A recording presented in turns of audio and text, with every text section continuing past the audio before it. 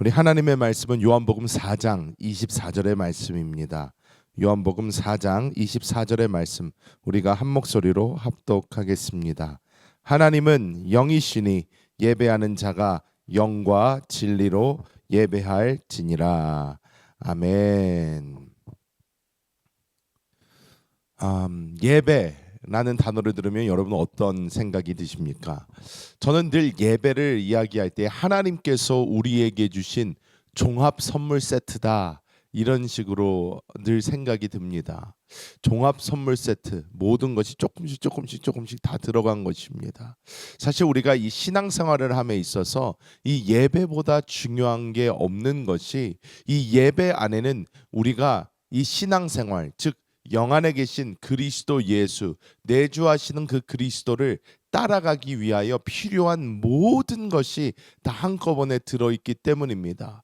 이것이 다 조금씩 들어 있습니다. 우리가 영적인 주님과의 소통을 위하여 기도의 시간도 있고, 하나님의 말씀, 이 말씀을 먹고 마시기 위하여 이 말씀의 시간도 있고, 우리가 영적으로 운동하고 우리가 소생되기 위하여 찬양의 시간도 있고, 여러 이 영적인 액티비티들이 하나로 뭉쳐서 이것이 우리에게 어떻게 보면 종합 영양제 같이, 종합 선물 세트 같이 오게 되는 것이 바로 이 예배라고 할 수 있습니다.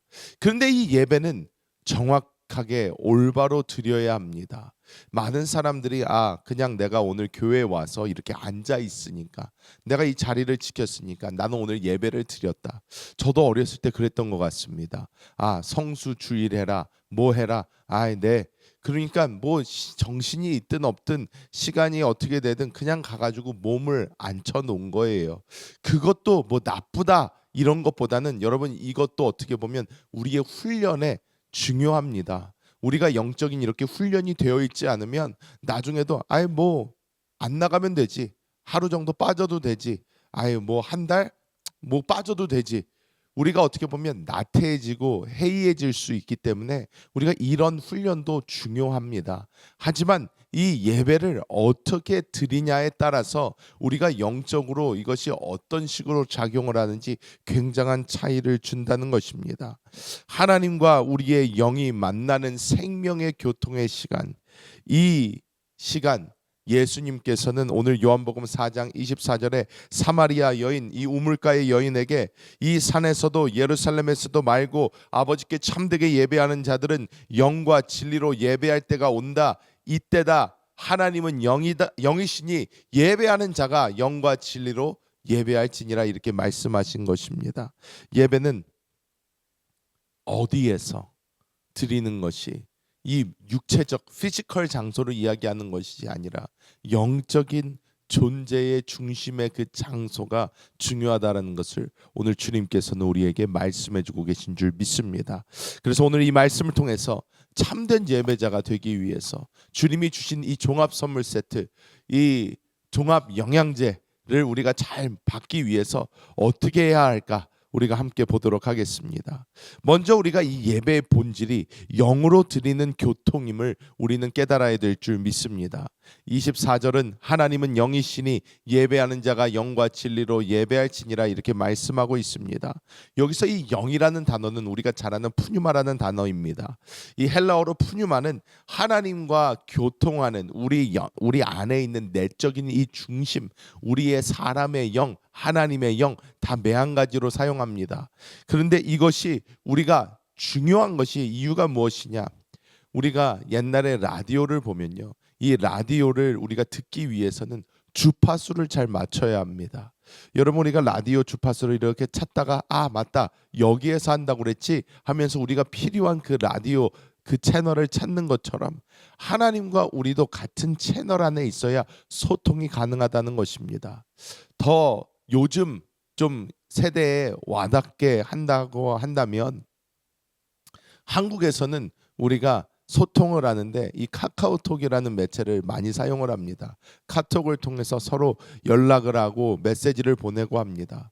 이건 미국에 와 보니까 카카오톡을 사용하는 한국 사람들은 카카오톡을 많이 사용합니다. 왜? 한국에 계신 친구들이나 가족들이나 친지들이 카카오톡을 많이 사용하니까 카카오톡을 사용은 하는데, 그런데 여기 미국에 살고 있는 사람들, 실제로 사는 사람들은 다른 것들을 사용을 합니다. 아이폰을 사용하는 사람들이 많기 때문에 아이메시지를 사용하는 사람도 많고, 정말 다른 제가 잘 모르는 어떤 앱들을 사용해서 소통할 때가 훨씬 더 많은 것을 보게 됩니다. 많은 사람이 우리 메시지 서로 하자 하고 헤어졌는데, 이 메신저가 같지 않다면, 한 사람은 카카오톡에서 기다리고 있고 다른 사람은 다른 곳에서 기다리고 있다면 절대로 만날 수 없는 것처럼, 하나님은 영이시고 우리 안에 영이 있기 때문에 우리는 이 영 안에서 주님과 소통해야 되는 줄 믿습니다. 고린도전서 6장 17절은 주와 합한 자는 한 영이다, 이렇게 분명하게 말씀하고 있습니다. 영으로 예배한다는 것은 단순한 어떤 감정이나 의식이 아니라 그분과 연합되어서 하나 되어서 드리는 예배를 뜻합니다. 히브리어로 예배하다라는 단어는 샤라는 단어인데, 이것은 엎드리다, 자신을 낮추다라는 뜻으로, 참된 예배는 우리가 영 안에서 주님을 바라보며 주님 앞에 온전히 낮아지는, 엎드려지는, 그것이 바로 진정한 예배인 줄 믿습니다. 예배 중에 우리는 자꾸 나 중심적인 예배를 드리려고 합니다. 주님, 내가 오늘 마음이 이렇게 힘드니까, 내가 오늘 이러니까 내 상태대로, 내 자세대로 그냥 드리려고 합니다. 오늘은 몸이 안 좋으니까 좀 이렇게 하고, 오늘은 뭐가 어떠니까 이렇게 하고. 여러분, 우리는 영 안에서 예배해야 됩니다. 영 안에서 주님께 나아갈 때에 우리는 진정한 예배가 드려지는 줄 믿습니다. 우리는 또 영과 진리의 예배를 드려야 합니다. 진리라는 것은 우리가 이 말씀, 하나님의 이 말씀 안에서 있는 이 그리스도의 실체를 의미하고 있는 줄 믿습니다. 알레테이아라는 이 헬라어 진리라는 단어인데, 이것은 교리를 의미하고 있지 않습니다. 예수 그리스도 자신을 말씀하고 있는 것입니다. 요한복음 14장 16절에 예수님은 내가 곧 길이요 진리요 생명이다, 이렇게 말씀을 합니다. 예수님이 유일한 진리가 되시는 줄 믿습니다. 때문에 이 진리라는 것은 그리스도 안에서 그분의 말씀에 순종하여 예배하는 것을 의미하는 줄 믿습니다. 히브리서 10장 12절, 우리가 참 마음과 온전한 믿음으로 하나님께 나아가자, 이렇게 권면하고 있습니다. 형식적 예배는 하나님을 감동시키지 못합니다. 말씀 안에서 우리가 스스로 자신을 비추며 말씀 안에서 우리에게 말씀하시는 그 그리스도의 음성을 듣고 그것을 레마로 삼아 우리가 나아갈 때에 그것이 하나님께서 우리에게 주시는 놀라운 생명이 되는 줄 믿습니다. 우리가 말씀을 이렇게 들을 때, 교회에 올 때 자세가 대부분 청중의 자세로 옵니다. 뭐 콘서트를 구경하러 오는 사람, 아니면 무슨 뭐 좋은 공연을 보러 온 사람처럼 그냥 자리에 앉아서 오늘은 어떤 이야기를 하나 들어보자. 그리고 이 목사라는 직업을 잘 모를 때는, 이 목사가 어떤 사람인지 잘 모를 때는 많은 사람들이 좋은 말씀 해주시는 분이잖아요, 뭐 이렇게 이야기하곤 합니다. 여러분, 저는 절대로 좋은 말을 해주는 사람이 아닙니다. 좋은 말을 해주는 사람은 뭐 사방천지에 다른 데 있을지 모릅니다. 저는 좋은 얘기를 해주는 사람, 뭐 교훈적인 이야기를 해주는 사람, 어떻게 살면 좋다더라 얘기를 하는 사람이 절대로 아닙니다. 저는 오히려 이 세상이 말하는 것과 다른 것을 이야기할지라도 하나님의 진리, 하나님의 말씀을 대언하는 사람입니다. 즉 하나님께서 여러분에게 주고자 하시는 그 말씀을 선포하는 것이지, 절대로 여러분 이렇게 살면 여러분의 삶이 더 좋아집니다, 이렇게 해보십시오, 이러면 더 좋습니다, 얘기하는 사람이 아니라는 것입니다. 우리가 진리로 예배한다는 것은 생명 되시고 우리의 유일한 진리 되신 그 그리스도 예수를 말씀 가운데 찾고 말씀 가운데 보며 그 말씀을 듣는 그리고 실행해내는 그것이 우리가 진리 안에서 드리는 진정한 예배인 줄 믿습니다. 그렇다면 우리는 어떠한 삶을 살아야 될까요? 우리는 진정한 예배자로서의 삶을 살아야 될 줄 믿습니다. 교회 안에서 여러분 많은 사람들이 질문을 합니다. 목사님 꼭 봉사해야 되나요? 교회 안에서 우리가 뭔가를 해야 되나요? 아니 그냥 이렇게 교회 나오면 되는 것 아닌가요? 와서 예배 드리잖아요. 얘기를 합니다. 여러분 우리는 반드시 봉사해야 합니다. 우리는 봉사의 자리로 나아가야 합니다. 왜냐? 그것이 교회의 모습이기 때문입니다.